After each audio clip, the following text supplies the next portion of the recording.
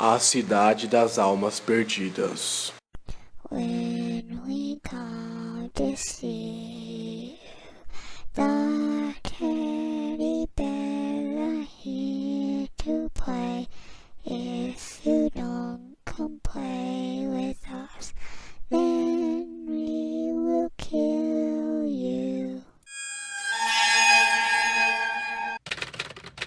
Daniel estava no meio de uma viagem com sua família, quando o motor do carro que estavam fundiu. Ele parou o carro no acostamento e tentou chamar um guincho, mas seu telefone celular não dava sinal. Daniel e sua família ficaram parados por mais de 2 horas, e nesse tempo todo não passou nenhum outro carro pelo local. O ponto da estrada em que pararam ficava muito longe da cidade e era cercado por muita vegetação e muitas árvores, a maioria delas enormes. Só depois de muito tempo notaram que, escondida entre a vegetação, havia uma placa que dizia XXX 1,5 km e havia também uma pequena estrada de terra adentrando a mata. Lisa, esposa de Daniel, decidiu seguir a trilha para ver se encontrava alguém para ajudá-los. Ela acreditava que aquele caminho a levaria até algum lugar habitado. Então, Lisa pegou seus 2 filhos e começou a andar pela trilha, enquanto Daniel ficou no carro esperando, caso alguém passasse pela estrada. O tempo foi passando e nenhum outro carro trafegou por ali.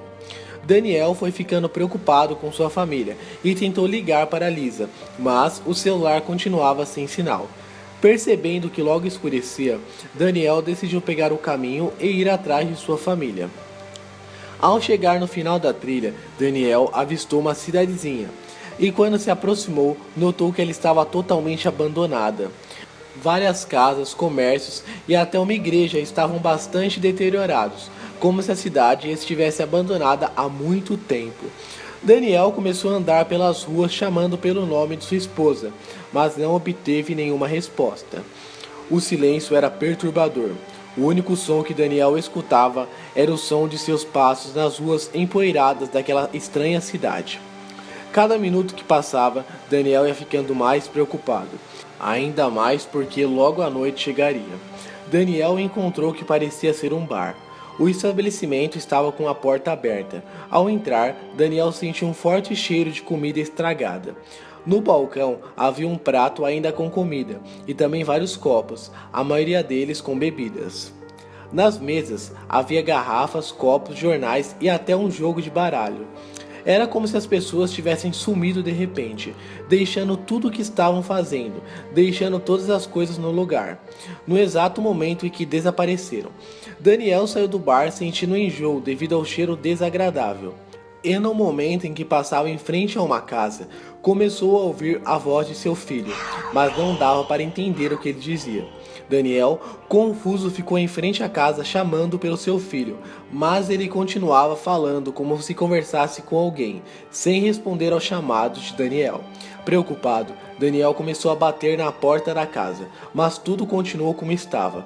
Ele continuava a ouvir o som da voz de seu filho, sem compreender o que ele dizia. Daniel decidiu por forçar a porta até arrombá-la. Ao entrar, encontrou a casa na mesma situação do bar.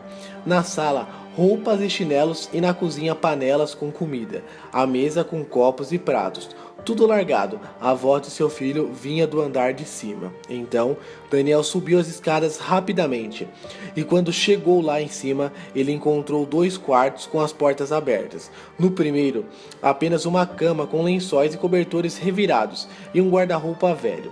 No segundo, levou um susto ao ver um homem sentado na cama, com as mãos no rosto e os cotovelos apoiados nas pernas. Daniel reparou que havia marcas de sangue no chão e nas paredes.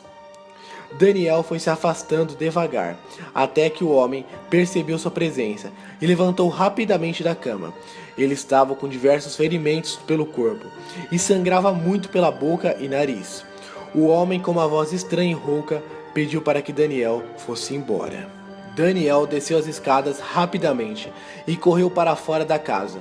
Ao passar pela porta da frente, ela foi fechada violentamente. Alguns segundos depois, Daniel começou a ouvir a voz de Lisa chamar por ele. Daniel seguiu o som da voz e percebeu que ela vinha da velha igreja. O portão estava aberto. Mesmo confuso e com muito medo, Daniel entrou, mas a porta da entrada da igreja estava trancada. Ele reparou que nessa porta havia uma espécie de símbolo com alguns dizeres estranhos. Daniel lembrou que também viu esse símbolo no bar e na casa que ele havia entrado.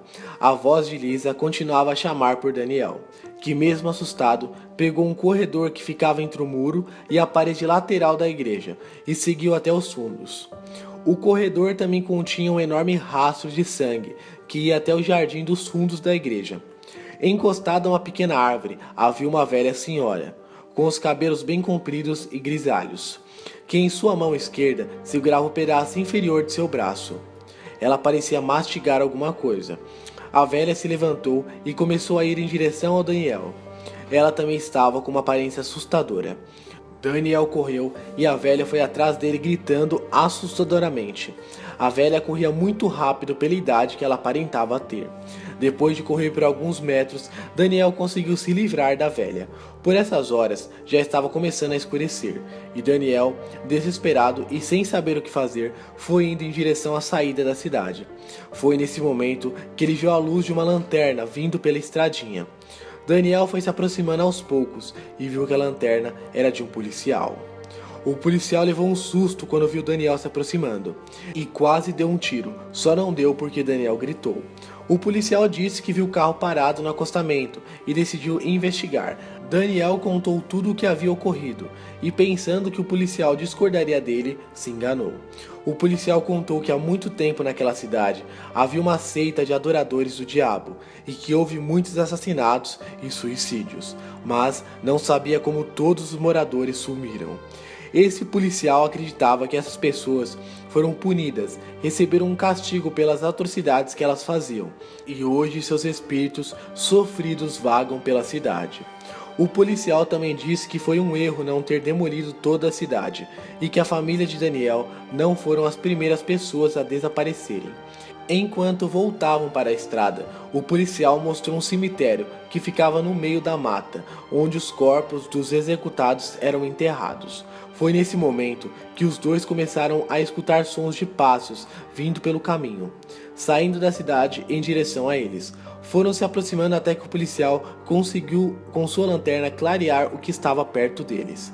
Eram várias pessoas, todas elas com aparências medonhas, olhos avermelhados, corpos esqueléticos e com ferimentos sangrando sem parar. Daniel e o policial correram em direção à estrada e foram perseguidos por aquelas pessoas até chegarem no carro de polícia. Ao entrarem no carro, as pessoas o cercaram e ficaram batendo no vidro. Desesperados, o policial ficou acelerando durante alguns segundos até conseguir se livrar e sair atropelando algumas daquelas pessoas. Aterrorizado, o policial não conseguiu controlar o carro e acabou batendo alguns metros adiante. O carro capotou várias vezes. No dia seguinte, encontraram o carro da polícia todo amassado com marcas de sangue em forma de mãos humanas nos vidros e o carro de Daniel estacionado à beira da estrada. Havia também marcas de sangue no asfalto, como se alguém tivesse arrastado corpos de pessoas para dentro da mata. As autoridades que sabiam do fato arrancaram a placa e cobriram todos os vestígios da estradinha que levava até aquela cidade, para que ninguém mais fosse até lá. Antes de finalizar, eu gostaria de estar pedindo para que vocês não esqueçam de estar enviando seu relato paranormal para o e-mail do canal, que é canalescuridão@gmail.com. Não esqueçam também de estar deixando seu like e de estar compartilhando esse vídeo. Se inscrevam no canal, que é o mais importante. Curtam nossa página no Facebook, façam parte do nosso grupo no Facebook e nos sigam no Instagram. E lembrando que agora o canal tem Twitter, então siga lá, @sn_escuridão. E me adicione no Snap também, que é Biel_TLG. Então, até amanhã.